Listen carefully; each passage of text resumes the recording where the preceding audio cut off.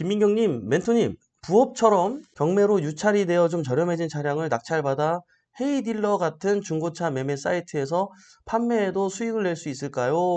차량 경매도 대출이 잘 나오는지요? 낙찰 팁도 알려주시면 좋겠습니다. 해주셨네요. 좋은 질문이에요. 예, 요거 안내해 드릴게요.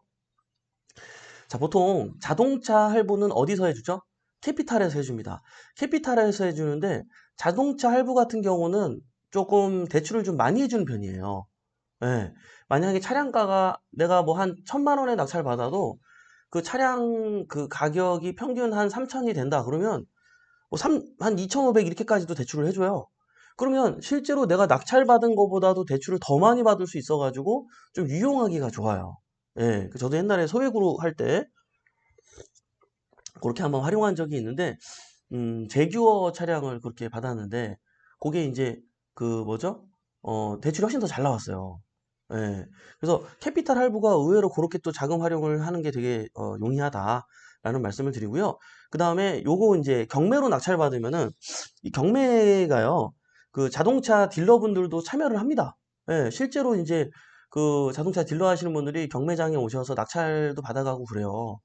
그러다 보니까 분명히 좋은 가격에 가져가는 건 맞는데 이게 이런 게 있어요. 그 좀 인기 있는 차량은 싸게 못 가져가요. 경매라 그래도.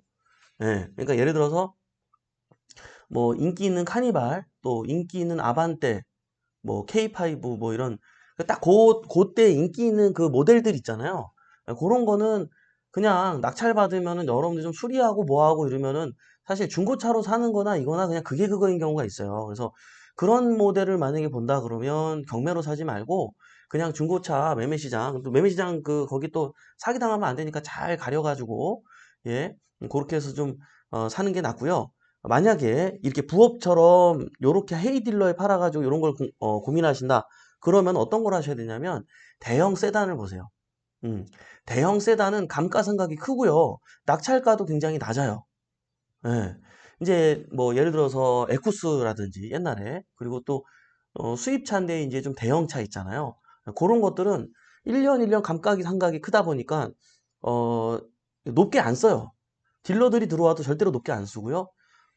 그러다 보니까 시세보다는 확실히 싸게 낙찰받는 경우가 많아요. 그래서 여러분들이 만약에 이런 걸 고민한다 그러면 그렇게 하는 게 좋겠고요. 또 요거는 경매만 보지 마시고 자동차를 잘 아는 사람들은 경매로 해도 되는데 시동 켜보고 엔진 소리가 좀 안 좋은지 좋은지 그러면 이제 점프 스타터도 가져가야 되고 옛날에는 막 이렇게 배터리 2만 원 거 들고 다녔는데 요즘은 10만 원짜리인가 15만 원짜리 요만 뭐 카세트 사이즈 핸드폰 Z 폴더 이거 제 거 이만한 사이즈에 그런 게 있어요.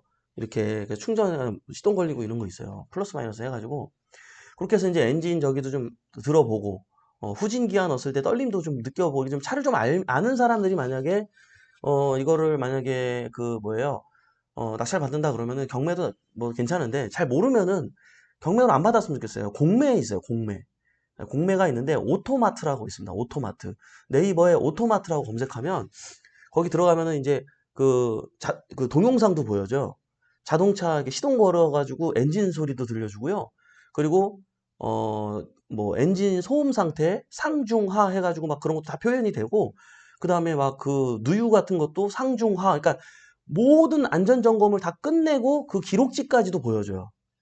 굉장히 믿고 살 수 있겠죠. 근데 이게 경쟁 입찰로 낙찰받는 거예요. 이것도 똑같이 공매 부동산 우리가 입찰하듯이 이것도 그 온라인으로 입찰하는 방식이에요. 네, 그러니까 사실 어떻게 보면은 좀 검증된 차량을 또 낙찰받을 수 있기 때문에 만약에 헤이 딜러에다가 내가 이제 부업처럼 이런 걸 좀 이렇게 하고 싶다 그러면 경매는 이제 대형 세단만 보시고 그 다음에 살짝 찌그러진 거 이런 거 보세요. 예, 막 유리창 깨지고 남들 눈에 안 가는 거. 예, 그거 내가 보수하고 이렇게 하면은 저렴하게 낙찰도 받고 보수 비용도 얼마 안 들고 좋은 가격에 또 팔 수 있어요. 예, 그렇게 그런 관점을 가지고 보시면 되겠다라는 말씀을 드립니다. 원차표님, 동탄이나 천안 쪽 프라자 상가 경매 물건이 한 건물 통째가 거의 마사지, 노래방, 안마, 단란주점 등등 유흥으로만 된 상가 낙찰 시 임차인들이 거칠 것 같은데 괜찮을까요? 아, 예, 야, 여러분, 이거를 여러분들 경험이 없어서 그래요. 예, 거칠고 이런 거, 그런 게 어딨어요. 거칠고 그런 게 어딨어요, 세상에. 요즘이 뭐, 우리가 김두한 시대도 아니고, 그런 거 전혀 없어요, 여러분. 그리고요, 요런 데가 오히려 월세가 더 수입도 좋고요. 이게 훨씬 더 안전합니다. 여러분 잘 생각해 보세요. 우리가 어렸을 때 가던 노래방, 지금도 그 자리에 그 노래방이 있던가요? 없던가요? 있어요. 잘 생각해 보세요. 여러분, 노래방이 망하는 게 쉽지가 않아요. 예. 그리고 그 노래방 자리를 아무나 할 수 없어요. 예. 그래서 그 아무 데 가서나 이게 노래방을 개업할 수가 없단 말이에요. 그러면 그 사장님이 지쳐서 안 한다 하더라도 어떤 분이 권리금을 주고받고 그 자리에 와서 다시 노래방 영업을 영위해 나간다니까요. 예? 잘 생각해 보세요. 생각보다 되게 안전합니다. 또 안전한 게 뭐가 있을까요? 예? 학원. 이런 것들도 생각보다 굉장히 안전해요. 예, 그래서 이런 것들도 여러분들 제가 예전에 그 청담동에 그 PT샵 7년 동안 이제 거기 저희가 어디 있었냐면 갤러리 백화점 그 이스트관, 웨스트관이 있잖아요. 근데 이스트관에서 신호등을 건너가지고 하나, 둘, 세 번째, 네 번째 건물쯤에 있었어요. 그 도로변 쪽에. 예, 거기 있었는데 그때 그 저희 건물 제가 이제 4층을 썼고 그 지하에 룸사롱이 있었어요. 룸사롱. 그때 그 룸사롱은 어떤 룸사롱이었냐면 그 일본 손님만 전문적으로 상대하는 룸사롱이라 그러더라고요.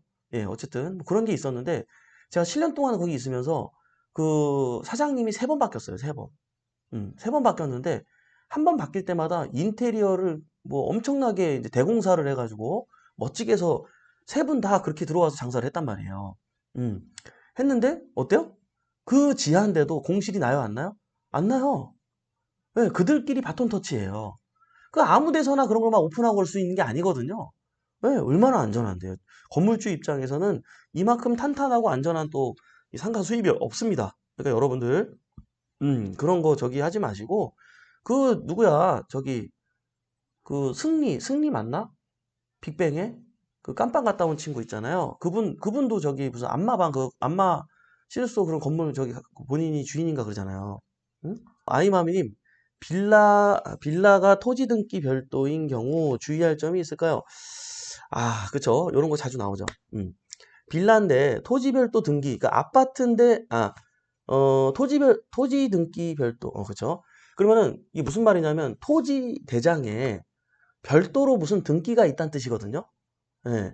근데 아파트 같은 경우는 거의 토지 별도 등기가 뭔지 등기부를 열어보면 뭐 지하철 공사라든지 아니면 한전이라든지 이런 국가에서 운영하는 이런 거와 관련된 그런 기관들이 별도로 등기를 걸어놓은 것들이 많습니다. 뭘 걸었을까요? 지상권.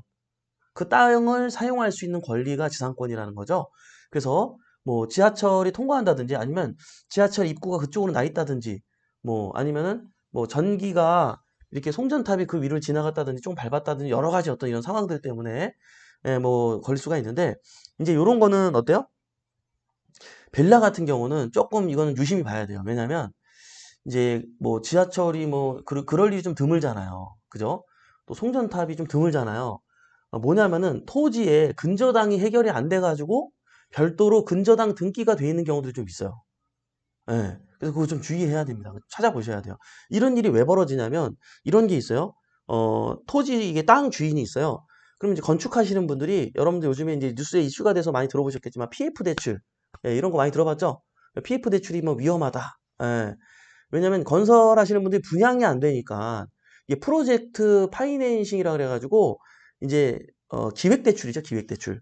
예, 그래서 이게 이제 이걸 부동산을 이제 나중에 이렇게 창출이 돼가지고 이렇게 되면은 분양해가지고 이렇게 갖겠습니다. 뭐 이런 개념인 거예요. 그래서 건축을 하면서 건축 비용의 한 80%를 막 대출해주고 막 그런단 말이에요.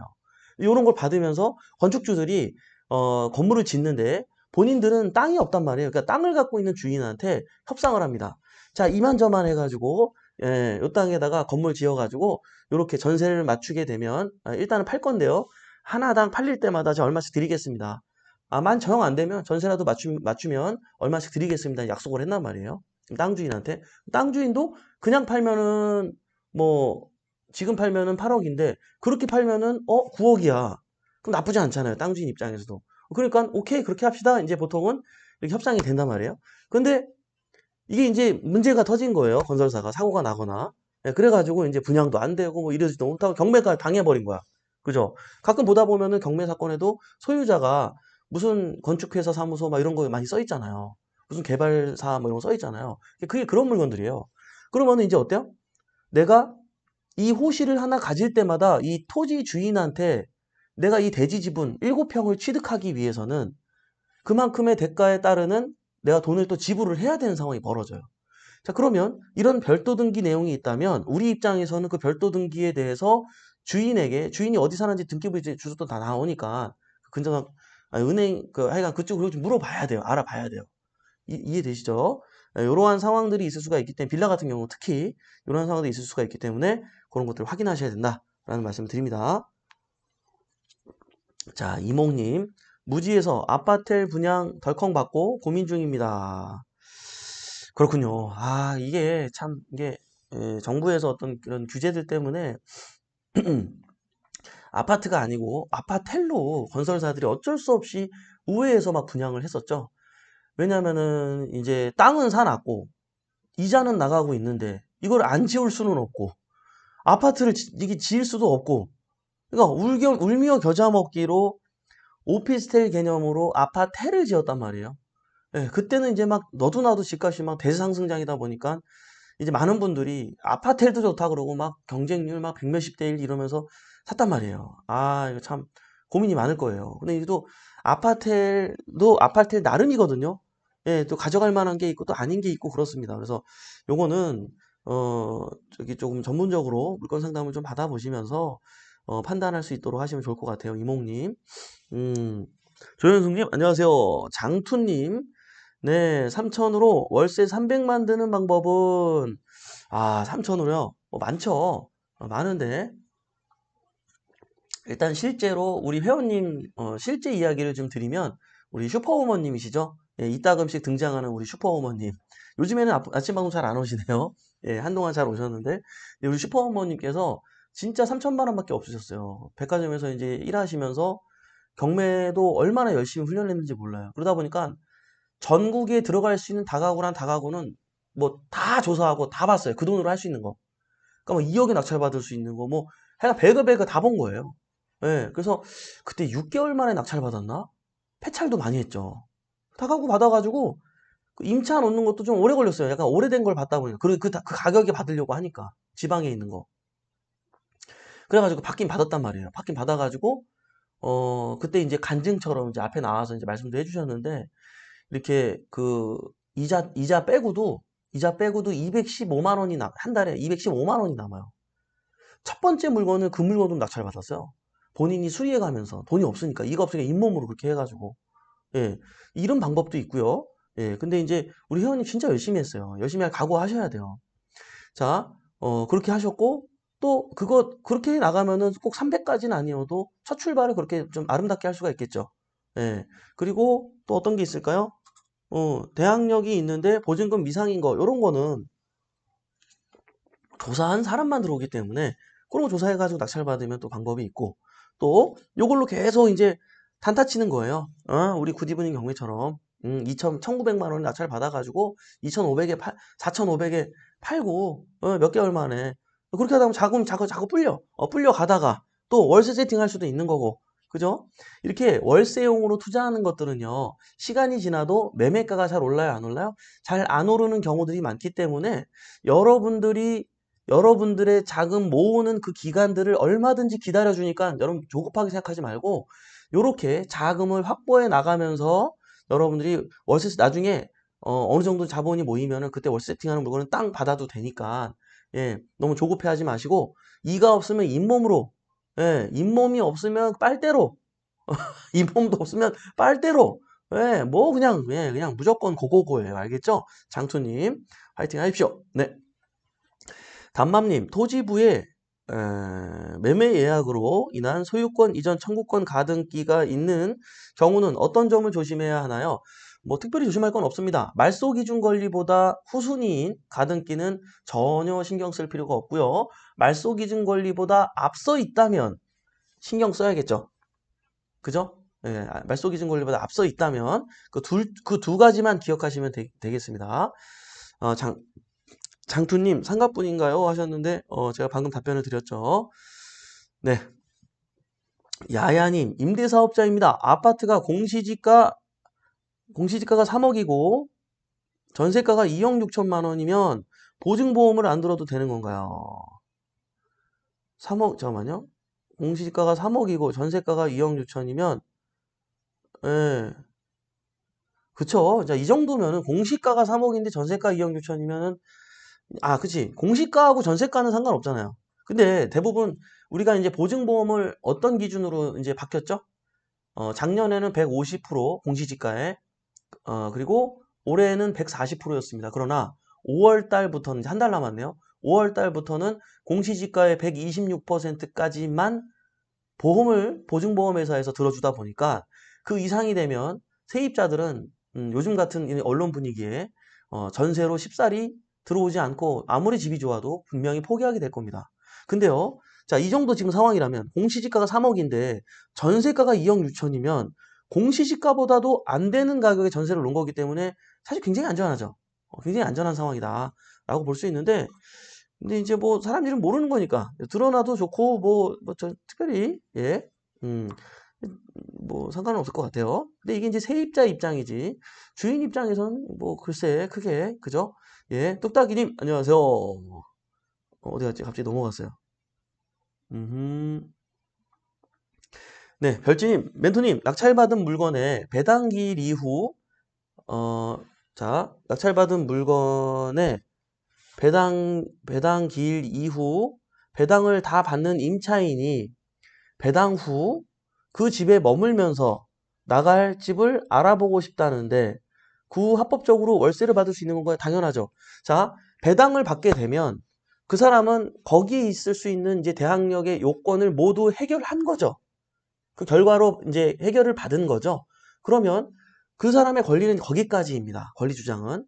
예. 그 전에는 여러분이 강제 집행도 못할 뿐더러 열쇠를 달라고도 못합니다. 그 돈을 받을 때까지 그분이 거기 있을 권리가 있는 거기 때문에요. 그러나 배당을 받았잖아요. 그죠? 그러면 배당받은 날로부터 그 다음 날, 그러니까 배당받은 날 그 날부터 여러분들은 합법적으로 월세를 청구할 수 있습니다. 그래서 오케이 뭐 그러세요 라고 말씀을 드리고요. 대신에 월세를 시세에 상응하는 월세를 청구하면 됩니다. 그래서 나가실 때 월세를 여러분들이 받고 보내면 되겠죠. 그러니까는 갑자기 나갈 수도 있으니까 이거를 여러분들이 합법적으로 우선적으로 좀 지급을 좀 부탁하시는 게 좋겠죠. 그렇게 협상을 보시면 좋을 것 같습니다. 네, 고총광무님 산지연금용 임야 싸게 사는 방법은요.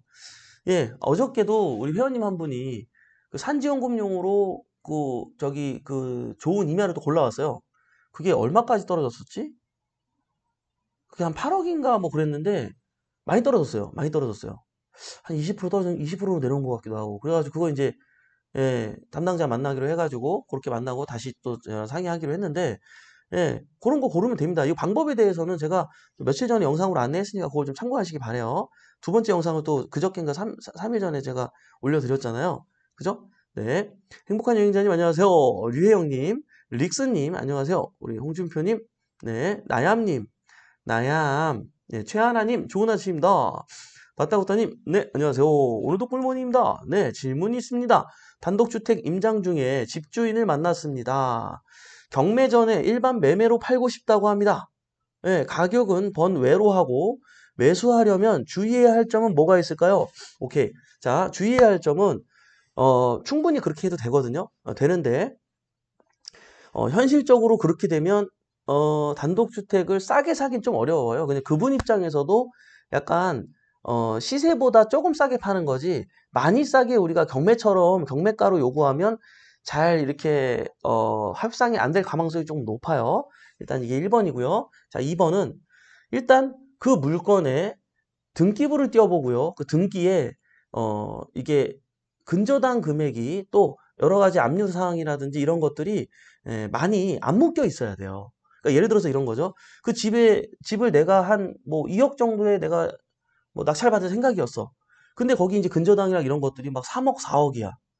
그럼 그거 해결 안 돼요? 해결이 안 돼요. 예. 그러면은 일반 거래를 하는 게 의미가 없겠죠. 예.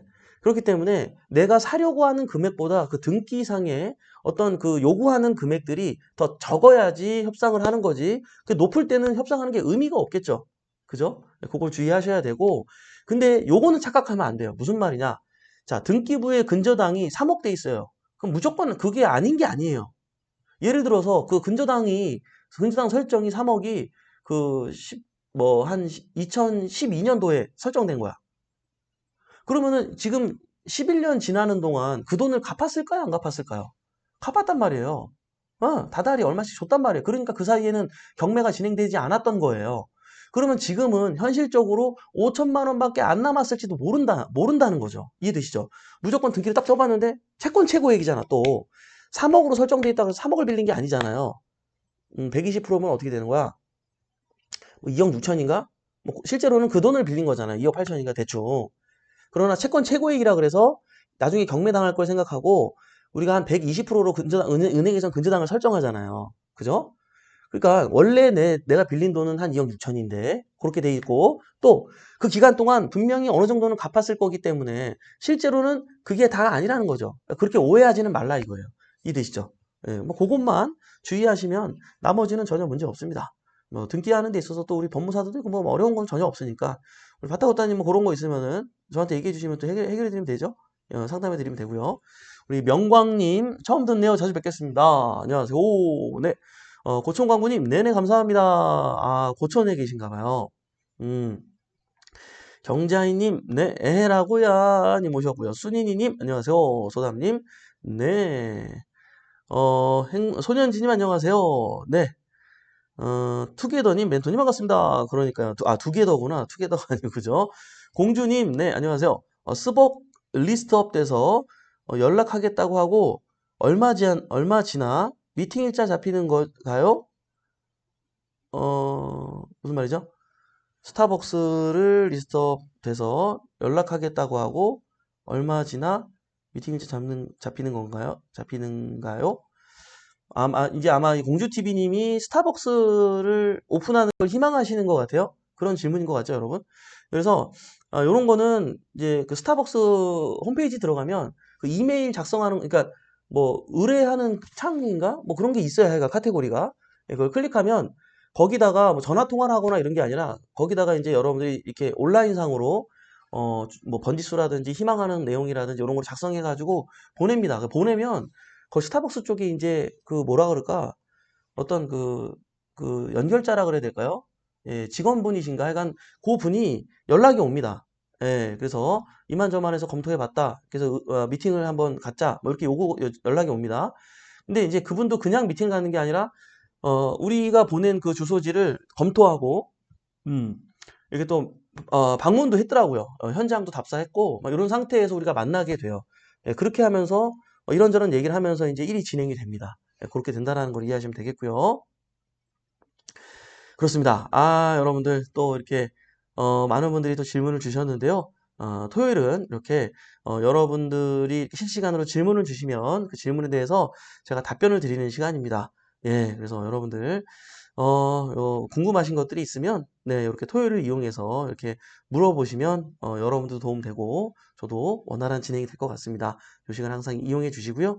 또 많은 분들이 다 질문 주셨는데 일일이 답변 다 못 드린 점 양해 부탁드립니다. 네, 또 많은 분들이 와주셨네요. 감사하고요.